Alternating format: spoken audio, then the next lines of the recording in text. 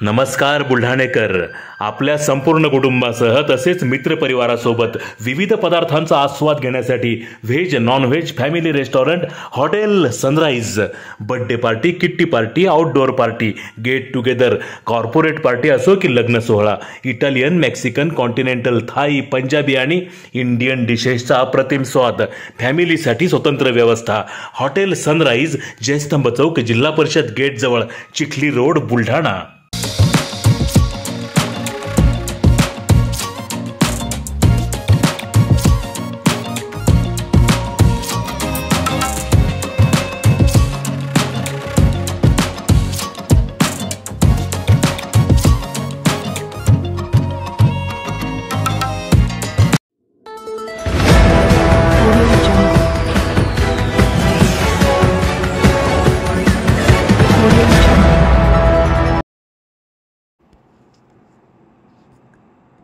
संजय राऊतांनी लिहिलेल्या पुस्तकाबाबत फडणवीसांनी लगावला टोला.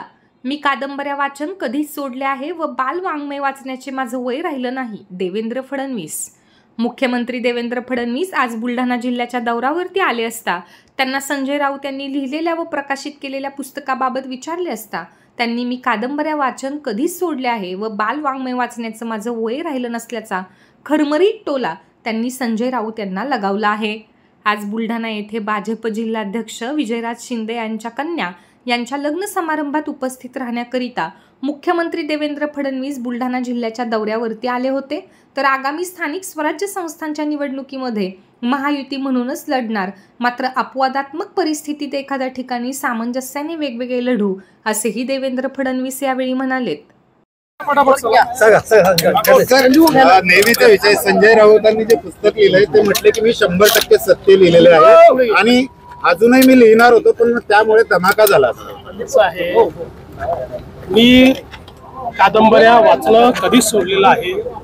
कथा कादंबऱ्या आणि बाल वाङ्मय वाचायचं माझं वय राहिलेलं नाही, त्याच्यामुळे असल्या गोष्टी मी वाचत नाही. त्यांनी असंही म्हटलंय की त्यांचं सोडून द्या तुम्ही. ते कोण आहेत? ते कोणी खूप मोठे नेते आहेत का? तर महायुती ही जी आहे सोबळावर निवडणूक लढणार आहे का आगामी? मी कालच सांगितलं की महायुतीमध्येच लढेल. अपवादात्मक स्थितीत आम्ही वेगवेगळे लढलो तरी सामंजस्याने वेगळे लढू.